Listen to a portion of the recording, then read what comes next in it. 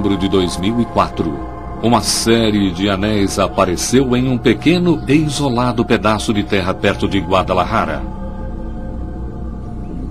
O proprietário chamou o arquiteto e pesquisador de OVNIs Daniel Domingues e sua equipe para investigar. Eles passaram algumas noites examinando o campo e adivinhem, uma luz esférica apareceu. Ela passou diretamente sobre nós e a intensidade da luz aumentou. Depois, a luz diminuiu e ela continuou sua trajetória. Domingues afirma que a luz provocou alterações na grama que nenhum objeto feito pelo homem poderia causar. Durante um mês, eles mapearam os círculos e mediram seu crescimento. Também retiraram amostras do solo para testar a radiação, o que Domingues acredita ser a causa dos círculos. Retiramos a amostra no dia 7 de setembro.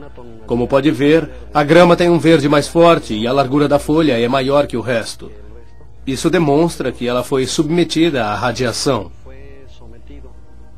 Pela prova que temos, estou propenso a acreditar que esses círculos são produto de uma energia luminosa, produzida por um objeto que vem de um lugar além das estrelas. Mas a doutora Laura Guzman acha que a resposta pode estar bem próxima da Terra. Ela é uma micologista da Universidade de Guadalajara, a primeira dama mexicana do fungo, por assim dizer. Mas o que o fungo tem a ver com o OVNI? Isto é um grande pedaço de micélio crescendo em volta de um pedaço de madeira ou raiz, talvez. Eureka! Micélio de fungo. Por que se preocupar? Porque o micélio cresce para fora, em anéis, partindo de um ponto central frequentemente chamados anéis concêntricos. Os fungos vão criar um anel de grama morta, mas outros fertilizam o solo e por isso a grama é mais verde e brilhante dentro do círculo do que nas áreas ao seu redor, especialmente se for alimentado por matéria orgânica em decomposição como raízes de árvores mortas. Esses pedaços de madeira estimulam o crescimento dos fungos.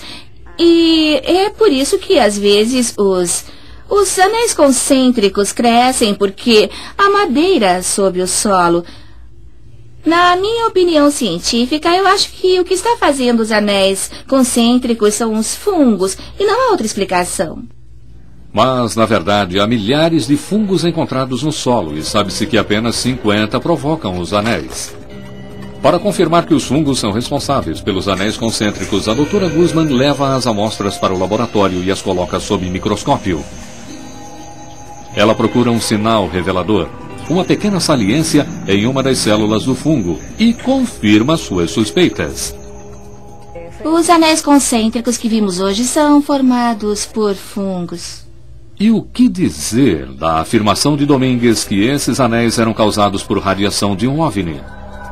A doutora Guzman examinou a amostra e não achou graus elevados de qualquer radiação.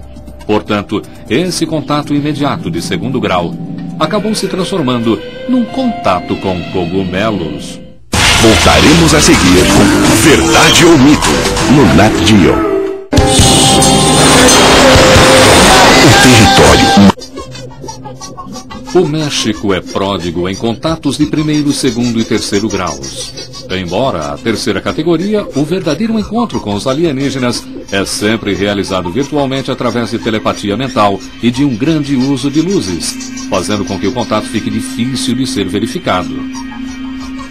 Curiosamente, entretanto, quase ninguém no México comentou ter sido abduzido por alienígenas, o que é um grande contraste com seus vizinhos do norte. Segundo algumas pesquisas, milhões de americanos foram levados para dentro de OVNIs, foram cutucados, esquadrinhados e até engravidados. Por que essa divisão norte e sul do Rio Grande? Esse tipo de coisa é uma crença de caráter cultural. Isso é, hipoteticamente, se os alienígenas de fato sequestram pessoas, eles não estão apenas abduzindo americanos, mas também mexicanos, brasileiros e portugueses na mesma quantidade. Eu seria a pessoa mais feliz do mundo se alguém me dissesse que isso não está acontecendo, que é uma coisa que não existe, eu sei lá. Eu ficaria muito feliz, mas infelizmente estou envolvida nisso há muito tempo. Mas antes de entrarmos no mundo assustador da abdução alienígena, vamos voltar ao estranho fato filmado pelo avião militar mexicano. Quase 12 objetos não identificados para os quais os militares não conseguiram achar explicação alguma. Poderia ser uma prova definitiva das visitas dos alienígenas? Naquela fatídica tarde de março de 2004, um voo militar de rotina se transformou num esforço desesperado para identificar objetos que pareciam estar voando paralelamente ao avião. Invisíveis ao radar e a olho nu, eram visíveis apenas em raios infravermelhos. Os militares mexicanos divulgaram os registros infravermelhos do encontro do avião com os objetos não identificados, causando um alvoroço na mídia. O capitão Alejandro Franz, do Grupo Mexicano de Pesquisa de OVNIs, Alcione, resolveu investigar sozinho. Franz é uma espécie de cético que acredita. Embora ele ache que os OVNIs visitam a Terra, ele sente que os pesquisadores devem examinar todas as alternativas de explicação antes de chegarem a uma conclusão. Eu pesquiso essas coisas porque eu acho que em quase 90% dos casos elas não são OVNIs, são coisas feitas pelo homem, ou são planetas, asteroides, ou muitas outras coisas que podemos identificar. Sendo piloto, o capitão Franz quer recriar a rota de voo do avião militar. Depois, no ponto em que a tripulação encontrou os OVNIs, virar o avião diretamente na direção dos avistamentos dos OVNIs, porque ele acha que os objetos ainda podem estar por lá. O avião decola de Villahermosa e sobe a 3.350 metros em direção ao leste. Estamos agora na mesma altitude que o avião estava. Então agora precisamos ir ao primeiro ponto de rastreamento, a leste, seguindo a rota até 89 graus longitude oeste, para mantermos o mesmo curso de voo do avião militar. O avião chega ao primeiro ponto de contato com os OVNIs. Franz orienta os pilotos a seguirem para noroeste na mesma direção em que a câmera infravermelho estava apontada. Ele já viu luzes naquele local antes e acha que sabe exatamente o que os militares estavam seguindo. Já voei e cruzei o Golfo do México centenas de vezes. Essas luzes no Golfo do México são vistas quase o ano inteiro à noite. Qualquer piloto poderia vê-las com bom tempo e boa visibilidade. Dá para vê-las a 225, 240 quilômetros. A cerca de 95 quilômetros da costa e quase 160 do último ponto de contato, Franz localiza o que está procurando. O imenso complexo petrolífero conhecido como Cantarell. Mesmo a 4.500 metros, as estruturas parecem enormes.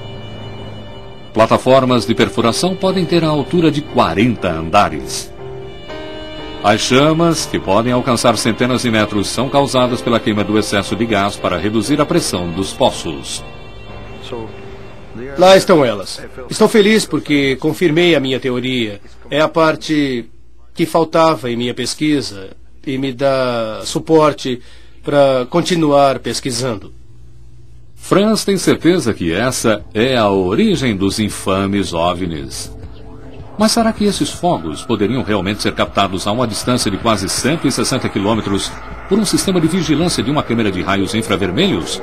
E por que eles parecem voar? Jim Safran é a pessoa certa para perguntarmos. Ele ensina e certifica técnicos em raios infravermelhos e usa a tecnologia para examinar refinarias de petróleo e plataformas de poços petrolíferos. Primeiramente, não constatamos que esses objetos estão voando. Alguns podem ter a sensação aqui que os objetos estão se mexendo. De fato, é uma ilusão de ótica criada pelo movimento das nuvens em relação aos objetos, não o contrário. É provável que o que estamos vendo seja uma fonte de calor. E, nesse caso, como estamos sobre o oceano, o reflexo do calor na superfície do oceano. Poderia ser a chama e algum tipo de fumaça, ou poderia ser apenas a chama. Eu gostaria de acreditar que pudessem ser OVNIs, mas não vejo evidência disso aqui. Uma coisa é refutar provas frias, provas clínicas.